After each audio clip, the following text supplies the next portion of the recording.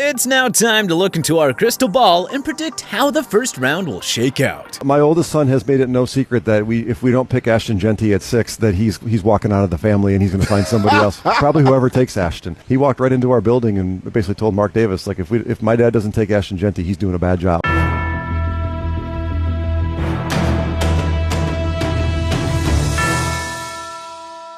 Not only are we predicting some trades involving swapping of first-round picks, but we also got a couple of blockbuster deals involving big-name players. So with that out of the way, let's dive right into it. Number 1, Tennessee Titans, Cam Ward. If the Titans didn't want Ward, we feel like they would have either traded the pick or added another veteran QB by now. Neither has happened, so hey, welcome to the Titans, Mr. Ward. Number 2, Cleveland Browns, Travis Hunter. Cleveland can't go wrong with Hunter or Abdul Carter, but with Myles Garrett already in place, the Browns should take the two-way phenom who can emerge as their new lead wide receiver, and as a fellow shutdown corner alongside Denzel Ward. Number 3, New York Giants, Abdul Carter. Feels like most people want the Giants to take Shedeur Sanders here, but this would be way too early. New York has issues all over the roster, so they may as well just take the best player available. Number 4, New England Patriots, Mason Graham. We keep flipping between Graham and LSU offensive tackle Will Campbell here for New England, but bottom line, the Patriots will be happy with either guy. New Pats head coach Mike Vrabel built potent units in the trenches on both sides of the ball in Tennessee. Graham can be the new franchise cornerstone piece on a young Pats D that already boasts Christian Gonzalez, Kyle Duggar, and newcomers Harold Landry and Milton Williams. Number 5, Jacksonville Jaguars, Will Campbell. The Jaguars traded Cam Robinson ahead of the deadline to Minnesota and moved on from Brandon Scherff. More help on the O-line is going to be necessary, and Trevor Lawrence would absolutely love the imposing 6'6", 319-pound Campbell as his blindside protector for years to come. Number 6, Las Vegas Raiders, Ashton Genty. Bringing in Pete Carroll and Geno Smith means the Raiders want to win now. The best win-now move here would be taking running back Ashton Genty, perhaps the best RB prospect since Saquon Barkley. An offensive nucleus of Smith, Genty, Brock Bowers, and Jacoby Myers would immediately put Vegas in playoff contention. Hey, welcome to 4-team chaos in the AFC West, baby! Number 7, Chicago Bears from New York Jets, Tyler Warren. Projected trade alert!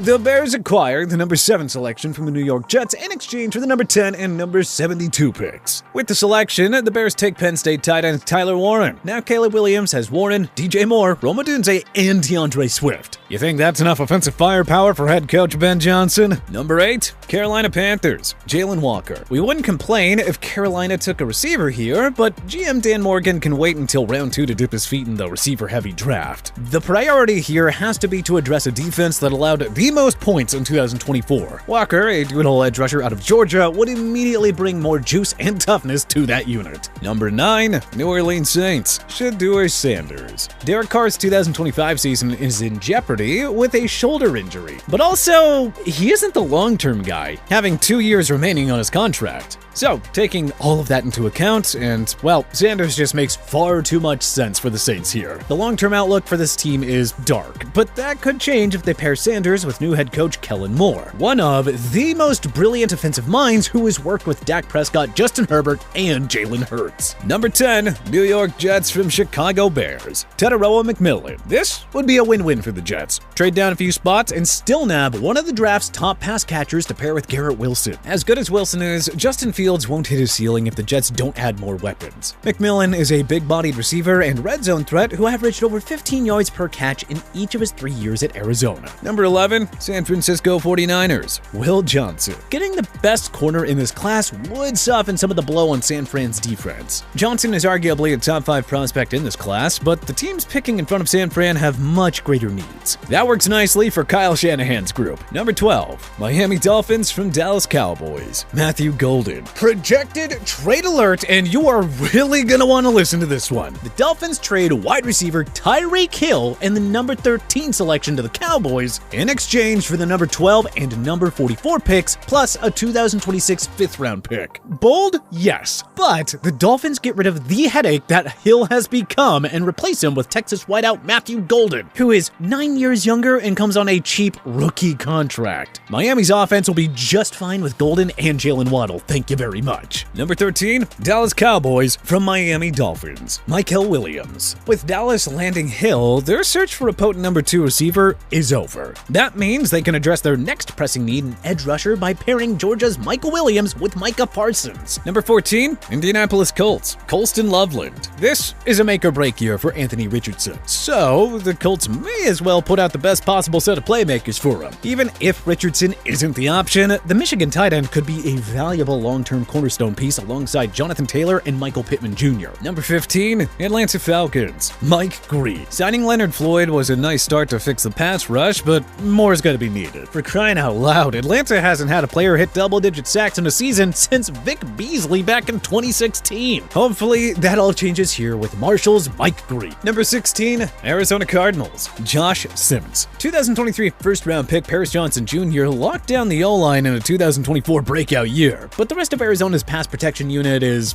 leaky. Simmons was a rock on the Ohio State Buckeyes national championship winning team, allowing 0 sacks and just 1 hurry on the year per Pro Football Focus. Number 17, Cincinnati Bengals, Malachi Starks. The Bengals defense wasted career years from Joe Burrow and Jamar Chase last year, so we'd be surprised if this pick wasn't used on defense. Georgia safety Malachi Starks is a special unicorn who makes plays all over the field. Number 18, Seattle Seahawks, Armand Membu. The Seahawks allowed Geno Smith to take a career-worst 50 sacks last season. There is little hope for Sam Darnold to play like his 2024 self if the Hawks don't offer him better pass protection. The solution can be Missouri's Armand Membu. Number 19, Tampa Bay Buccaneers, Jihad Campbell. After watching Jaden Daniels pick his defense apart in their wildcard round loss, Todd Bowles happily adds his do-it-all linebacker out of Alabama to temporarily join forces with Lavonte David, who is quickly nearing the end of his career. Number 20, Denver Broncos, Emeka Egbuka. The Broncos already added veteran tight end Evan Ingram to bolster the Bo Nix and Cortland Sutton-led offense, but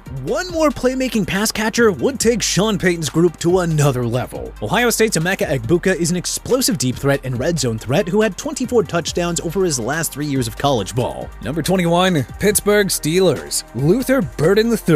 The Steelers may target a QB if Aaron Rodgers decides to retire or sign elsewhere, but we're operating under the assumption that the 4-time MVP eventually signs with Pittsburgh. Trading for ex-Seahawks superstar DK Metcalf was a nice start, but let's not end it there. George Pickens is entering his contract year and would be trade bait, so the Steelers address receiver again by adding the Missouri pass catcher to the mix. An offense with Rodgers, Metcalf, Burden, and/or Pickens would make this team legitimate Super Bowl contenders. Number 22, Los Angeles Rams from Los Angeles Chargers, Jackson Dart. Projected trade! The Rams acquired the number 22 pick from their AFC counterparts in exchange for the number 26 and number 90 selection. And with that, Sean McVay's Rams take the Ole Miss QB to eventually succeed Matthew Stafford. Dart probably isn't ready to start, and Stafford is on a year-to-year basis. So this is the ideal place for Dart, who can learn behind the Super Bowl winning QB for a season or two before taking over that offense himself. Number 23, Green Bay Packers, Jahdae Barrett. With Jair Alexander's departure, be it trade or release, being inevitable at this point, the Packers will have a hole in the secondary to fill. Green Bay already has a top-tier safety in Xavier McKinney, but this secondary would be well-equipped to hold up against the league's best quarterbacks with the addition of the Texas cornerback. Number 24, Minnesota Vikings, Josh Connerly Jr. Connerly is a versatile offensive lineman who may be asked to play guard, depending on where he lands. The Vikings have 2 rock-solid bookends in Christian Darrisaw and Brian O'Neill, but bringing in Connerly to upgrade the interior O-line would make life much easier for J.J. McCarthy.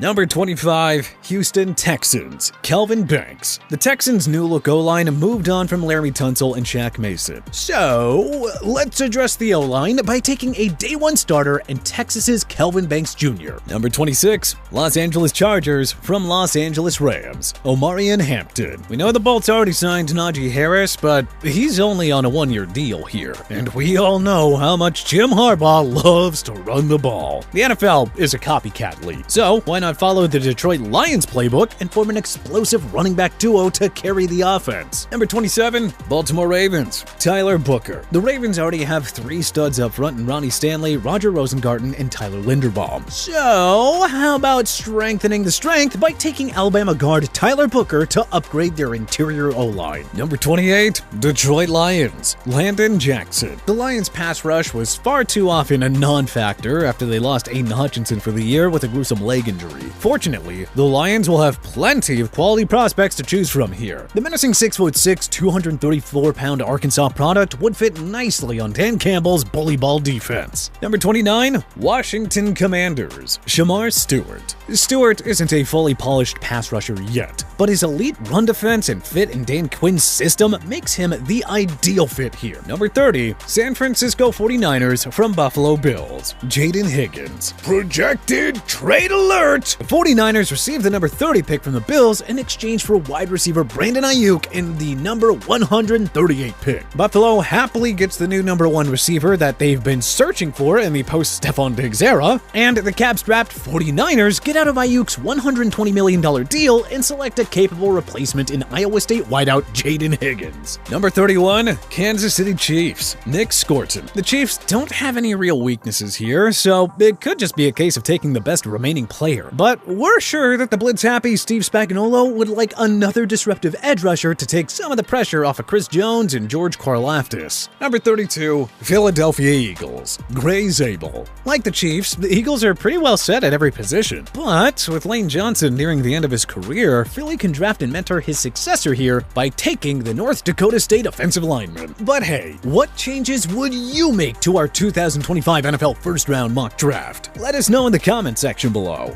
If you liked this video and learned a thing or two, then hey, clicking the like button helps us out a ton. And you know, we really appreciate it. If this is your first time coming around to TPS though, then hey, subscribing is a great idea because we put out videos like this every single day. But as always, thanks for watching and we'll see you guys next time.